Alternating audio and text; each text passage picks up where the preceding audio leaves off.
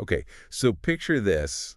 You just bought yourself like the ultimate luxury car, right? The kind that everyone stops and stares at. Oh, yeah. But instead of like, showing it off, you decide to permanently black out every single window and seal them shut. Huh. Yeah, it's a little weird. Right. Well, that's exactly what Alfred Hitchcock did. Really? Yeah, the guy was obsessed with privacy to the point where it was almost extreme. Wow. I mean, I guess when you're that famous. Right. And that's just a tiny glimpse into the mind we're going to be exploring today on the Mad Genius Thesis. I was going to say the podcast that tries to figure out if there's a link between creativity and maybe a little bit of madness. Exactly. We're going deep into the life and work of the one and only Alfred Hitchcock, the master of suspense. Yeah. To try and understand the man behind all those iconic films. Right. And our main source for this deep dive is Donald Spoto's biography. The Dark Side of Genius. The Life of Alfred Hitchcock. That's the one. Heavy title. Definitely sets the mood. And Spoto's book does a fantastic job of painting a picture of Hitchcock's early life. Oh, yeah.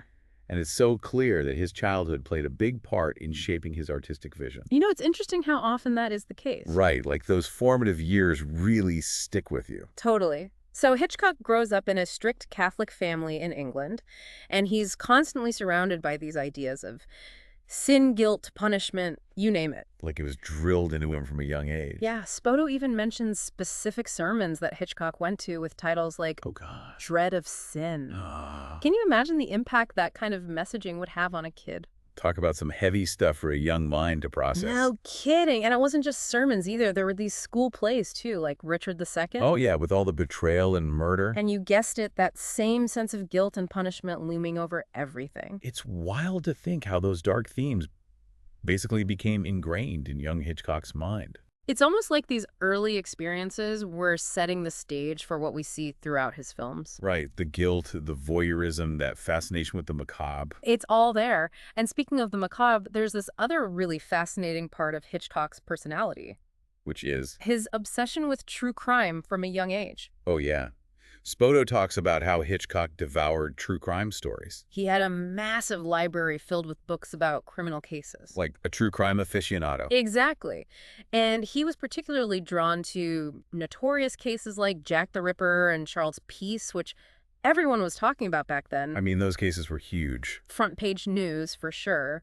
But for Hitchcock, this wasn't just like a morbid curiosity or anything. Right, it was deeper than that. He was genuinely fascinated by the criminal mind, the psychology of evil. Which makes total sense when you consider how often those themes pop up in his films. And remember, Jack the Ripper later became a key figure in his silent film, The Lodger. Talk about bringing your interests to life on the big screen. Right. And it's here that we start to see this Jekyll and Hyde personality emerge that Spoto talks about. Oh, yeah, the duality of Hitchcock's character. And Spoto highlights this with a quote from one of Hitchcock's films. Oh, I love when he does that. It goes, "Few artists of the macabre own so complete a library of criminal cases as Hitchcock, and like the crime novelist who speaks for him in Suspicion, he always thought of his murderers as his heroes." Wait, hold on. To see your murderers as your heroes? Chilling, isn't it? That's pretty intense. It really gets to the heart of this paradoxical nature that Hitchcock had. Okay, explain that. On the one hand, you have this incredibly meticulous and controlled director. Obsessed with every little detail. But on the other hand, there's this darkness lurking beneath the surface. This fascination with the darker side of human nature. Precisely. And this darkness seems to have been most prominent in his relationships with women. Oh, yeah, especially his leading ladies. The stories about his behavior on set are legendary. Right, like he was both drawn to and repelled by women at the same time. Fascinated by their beauty, but also seemingly afraid of their power. It's a strange mix. And there's this really revealing part in Spoto's book where he describes Hitchcock's ideal screen beauty. Oh, yeah, I remember this. He says, "The eyes should be far apart, the face oval or round rather than long, and the way the hair grows around the forehead is important. The features must not be too decided, and the screen demands a certain animation and sparkle of movement, which is the opposite of self-consciousness." Wow, that is incredibly specific. Isn't it? It almost feels clinical, the way he breaks down these features. It's like he had a formula for the perfect woman. I think it points to a deeper need for control. Oh, yeah, to not just capture beauty on screen, but to shape it to his exact liking. Like, he wanted to create the perfect woman as someone both alluring and completely under his thumb. And this need for control, it wasn't just limited to women either. No. Spoto describes Hitchcock as being plagued by anxieties, Like what? fear of authority, fear of financial ruin, Oh, wow. fear of chaos and disorder, even a deep fear of birds. Which is ironic considering The Birds is one of his most famous films. Right. It's like he was constantly trying to impose order on a world that he saw as unpredictable and dangerous. And that's where things get really interesting. Because for Hitchcock, these anxieties and fears, they weren't just personal struggles. They became part of his art. They shaped his creative vision and gave his films that unique sense of suspense and psychological depth that we all know and love. So what do you think, listener? Could these anxieties be the secret ingredient to his success? It's amazing how those anxieties we were just talking about actually became this like creative fuel for his films. It's almost like he channeled them right into his art. Hmm.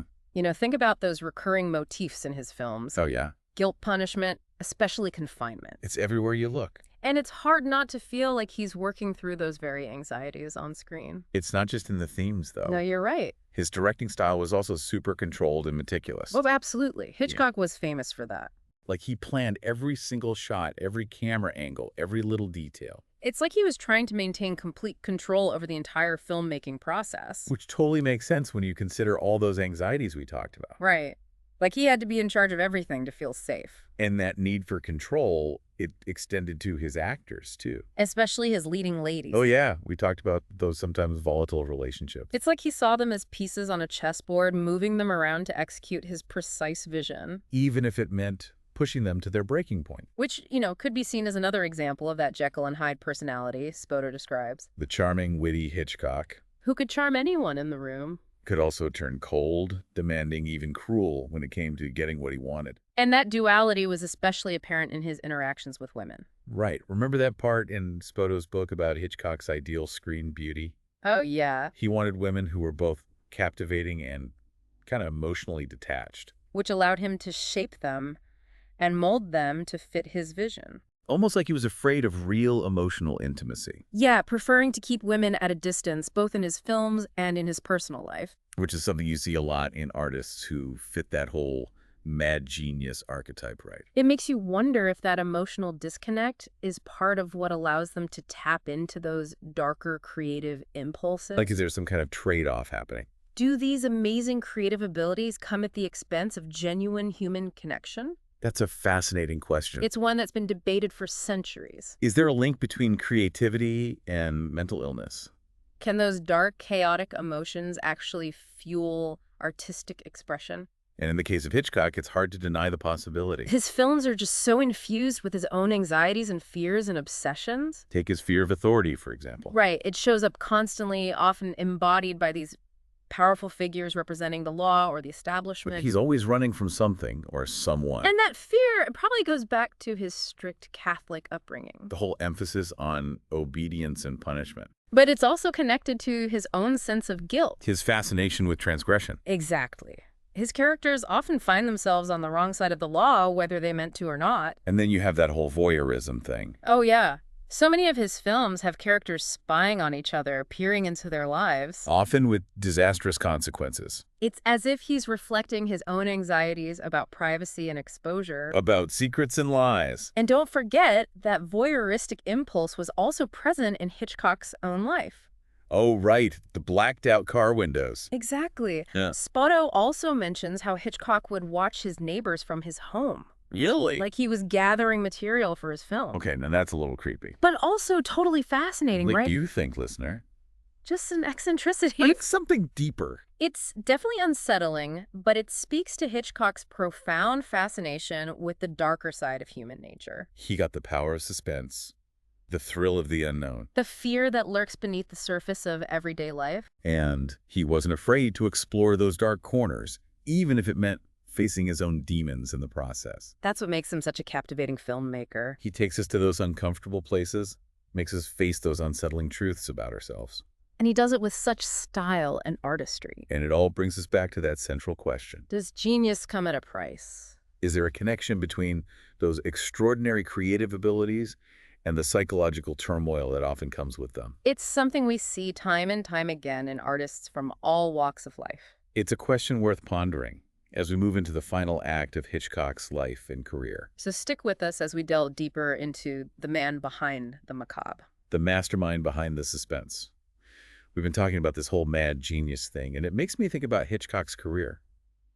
You know, like he reached the top in Hollywood, he became a household name, but Spoto's biography suggests things weren't exactly sunshine and roses behind the scenes. Yeah, you're right. It's interesting how success didn't really seem to ease his anxieties. If anything, it seems like they might have gotten worse. Spoto talks about how even with all the wealth and fame, Hitchcock was still super insecure. Really? Oh yeah, he was constantly worried about failing and being rejected. I guess the pressure can be immense at that level. And we can't forget about the impact of his mother's death. Right, she stayed in England during World War II. And Spoto really highlights how much Hitchcock worried about her safety. Being separated like that must have weighed on him heavily. Definitely. And that feeling of loss and guilt, you can really see it in his later films. Like how? Take Vertigo, for example. It's a film that's just saturated with grief and obsession and this inability to let go of the past. Oh yeah, I see what you mean. James Stewart's character is so desperate to recreate this lost love, to control and possess her image even though she's gone. Wow, it's like Hitchcock was pouring his own feelings of loss onto the screen. It's powerful stuff.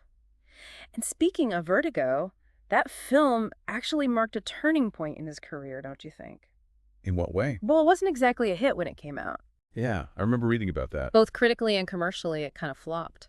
And Spoto suggests that Hitchcock took that rejection pretty hard. Oh, yeah, and it seemed to solidify a certain coldness in him. Really? Spoto even suggests that after Vertigo, Hitchcock became more controlling, more manipulative, especially towards the women he worked with. Sad to hear. It is. It's like the negative reaction to Vertigo confirmed all his deepest fears about women and relationships. So he retreated further into himself. Exactly. He felt the need to exert even more control, even more dominance, as a way to protect himself from being hurt again. And it's in those later films that we see this darker side of him come out more explicitly. Like in Psycho, for example. Oh yeah, the violence, the voyeurism. It's still a masterpiece, but there's definitely a disturbing undercurrent there. Some people even argue there's a level of misogyny in it. Right. And then you have The Birds. With those themes of female power and the complete breakdown of society. Like the world as he knew it was falling apart. These later films are still considered brilliant, but that darkness that was always present in his work, it just becomes more pronounced, more unsettling. Like the balance shifted and the darkness took over. Exactly. But even in these darker films, you still see those moments of brilliance, those flashes of the genius that made Hitchcock so unique. It's amazing that he could create such captivating and terrifying films while battling his own demons like that. It really speaks to his talent. So as we wrap up our deep dive into the life and work of Alfred Hitchcock, the Mad Genius, what have we learned? What can we take away from all of this? I think Hitchcock's story is a powerful reminder that the human mind is incredibly complex. His brilliance was undeniable, but it was so intertwined with his personal struggle. His anxieties, fears, obsessions, the very things that tormented him. They also fueled his art, shaped his vision, and made him the master of suspense we know today. It's such a fascinating paradox. It leaves us with a lot to think about. Can true genius ever be separated from that inner darkness? Or is it the shadow that gives depth to the light? It's a question that continues to fascinate and maybe even haunt us. And one that I encourage you, listener, to consider as you watch Hitchcock's films. Thanks for joining us on this journey into the mind of a mad genius.